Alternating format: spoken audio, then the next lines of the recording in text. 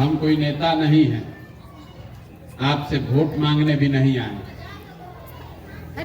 हम पैदल चल रहे हैं 9-10 महीने से। 3000 से ज्यादा गांव में पिछले 9-10 महीने में पैदल चल के गए। पैदल क्यों चल रहे हैं?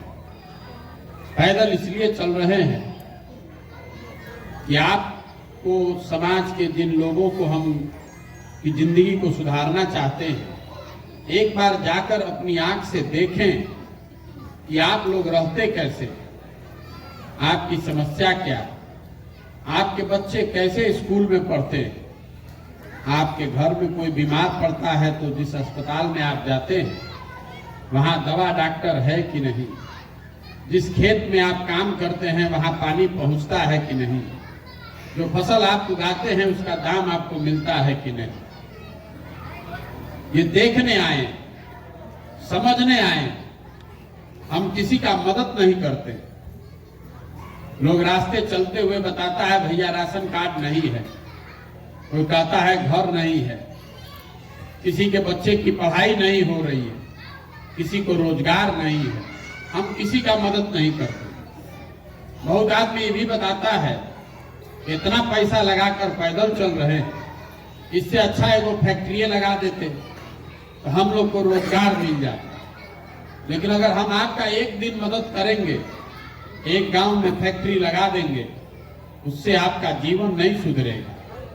अगर आपका जीवन सुधर भी जाए तो पूरा बिहार का जीवन उससे नहीं सुधरेगा। ये मछली बांटने का अभियान नहीं है, ये मछली मारना सिखाने का अभियान है। हम आपको ये बताने आए हैं कि आप अपनी गरीबी से बाहर कैसे निकल सकते हैं।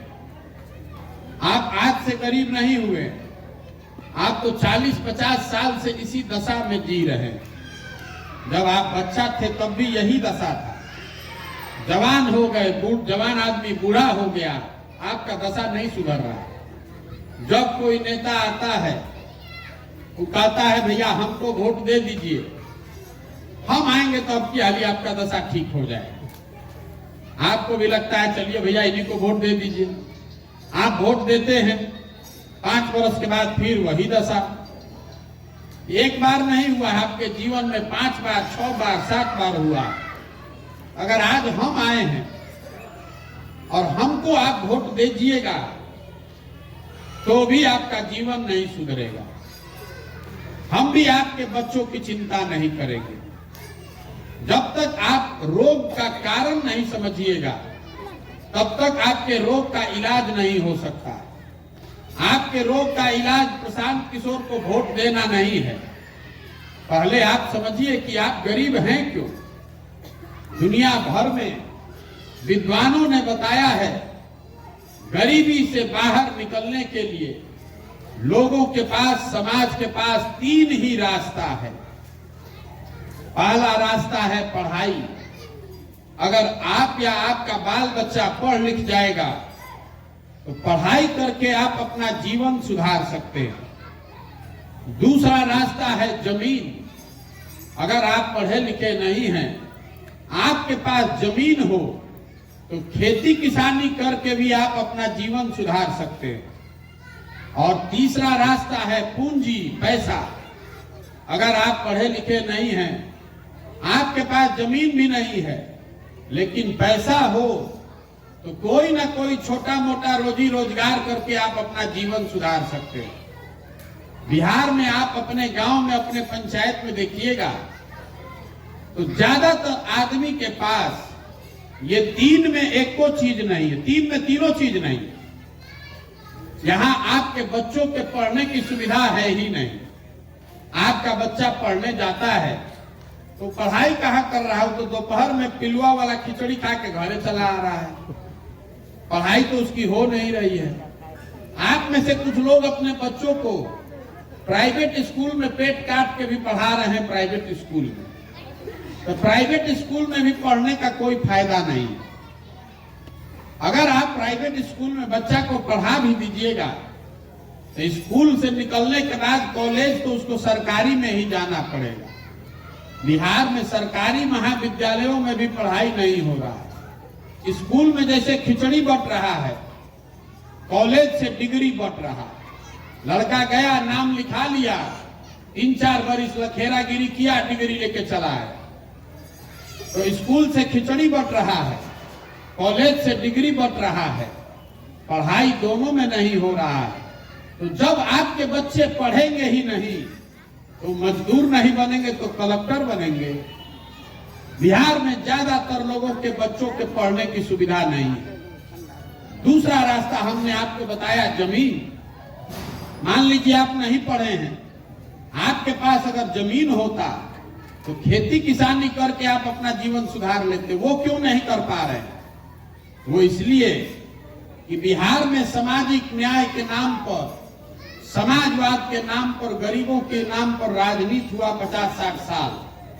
लेकिन यहाँ गरीबों को यहाँ की सरकार ने कभी जमीन नहीं दिया। जो 100 आदमी यहाँ रहता है बिहार में, 100 में 60 को आदमी के पास 1 इंच जमीनें नहीं है। आप अपने गांव में भी देखिएगा जाके, हमारी बात का भरोसा मत कीजिए। अपने गांव में कहीं चले जाइए, 10 घर होगा तो उसमें 6 घर के पास जमीन नहीं है, 1 इंच जमीन नहीं। और जो 4 आदमी के पास जमीन है, उस 4 आदमी में भी ज्यादातर आदमी ऐसा है जो 2 बीघा से कम का मालिक है। 40 में 35 आदमी 2 बीघा से कम का मालिक है। तो जो बिहार में आप खेती करने वाले लोग हैं, खेती आपके लिए कमाई का जरिया नहीं है। यहाँ कमाने वाला खेती नहीं होता है, यहाँ खाने वाला खेती है। आप अपने खेत में रात दिन मेहनत करते हैं और खेत में उतना ही पैदा होता है कि आपका बाल बच्चा का पेट भर जाए, उससे आमदनी का जुगाड़ नहीं है। सरकारी आंकड़ा बता रहा है कि बिहार में रहने वाले 100 लोगों में से 3 से 4 आदमी ही ऐसा है जो खेती से आमदनी कर रहा है। बाकी आदमी या तो खेत से पेट भर रहा है या फिर खेत में मजदूर है। तो आपको अभी हमने बताया, आपके पास पढ़ाई का साधन है नहीं, खेती के जरिए आमदनी है नहीं। तो तीसरा एक रास्ता बच गया, पैसा, पूंजी। अगर आपके पास पैसा होता, कुछ नहीं करते, 5 को गाय भैंस पाल लेते, कोई मुर्गी फार्म खोल लेता, कोई किराना परचून का दुकान खोल लेता, कोई खाद का व्यापार कर लेता, कोई सीमेंट छड़ बेच लेता। वो आप क्यों नहीं कर पाते? वो इसलिए कि बिहार में रहने वाले 100 में 80 लोग ऐसे हैं जो हर दिन 100 रुपया भी आप नहीं कमाते। यहाँ जो लोग बैठे हैं, आप में से भी ज्यादातर आदमी ऐसा ही है जो दिन का 100 रुपया भी नहीं कमाता है। तो अगर इस महंगाई के जमाने में आप 100 रुपया भी नहीं कमाते हैं तो आप खाइएगा क्या, बचाइएगा क्या, आप पूंजी कहां से लाइएगा? तो आपके पास पढ़ाई है नहीं, जमीन है नहीं, पूंजी है नहीं, तो गरीबी से निकलिएगा कैसे? वोट जिसको देना है दे लीजिए, सरकार चाहे जिसकी बन जाए, सड़क नाली गली जितना बार बने या टूट जाए, बिजली आ जाए कि 5 किलो अनाज आ जाए, आपका गरीबी नहीं दूर होने वाला है। आप देख रहे हैं कि पिछला 50 साल में आपका गरीबी खत्म हुआ। गरीबी खत्म तभी होगा जब यहाँ के बच्चों के पढ़ने का व्यवस्था हो जाए। गरीबी खत्म तब होगा जब यहाँ के भूमिहीनों को सरकार जमीन दे। गरीबी खत्म तब होगा जब सब महिला, सब युवक को सरकार पूंजी दे कि घर घर रोजगार हो सके। अब आप पूछिएगा कि जब यही 3 काम से कल्याण होना है तो आपकी सरकार, जिसको आप और हम चुनकर बैठाए हैं, वो ये काम क्यों नहीं कर रहा? आपको लगता है कि नेता को आपने वोट ठीक दिया, नेता जाने के बाद काम नहीं कर रहा। अभी हम 2 मिनट में आपका ये भ्रम दूर करते हैं, आपको बताएंगे कि आपकी ये दुर्दशा क्यों है, ये तीनों काम बिहार में क्यों नहीं हो रहा है, आपको वजह बताते हैं। अभी आप जितने लोग आए हैं, इतने देर से आप बैठे हैं, आपसे अभी एक सवाल करेंगे, सबको जवाब देना है सोच के। हाँ चाहे ना बोलना है हाथ उठा के। आप ये बताइए, आपकी समझ से बिहार में और कुछ हो चाहे नहीं, सभी के बच्चों के पढ़ने के लिए अच्छी व्यवस्था होनी चाहिए कि नहीं होनी चाहिए? सबको बोलना है भैया, हाँ चाहे ना बोलिए, होनी चाहिए कि नहीं होनी चाहिए? इतना बात तो सबको बुझा रहा है, हम नहीं बोल रहे हैं। अभी आपने कहा कि सभी के बच्चों के पढ़ने की व्यवस्था होनी चाहिए। अब जरा अपने अपने बच्चों का चेहरा याद कर लीजिए, अपने अपने बच्चों का चेहरा याद कर लीजिए और अपने बच्चों के नाम पर ईमानदारी से बताइए, आप में से किसने अपने जीवन में अपने बच्चों के पढ़ाई के लिए एक बार भी वोट दिया?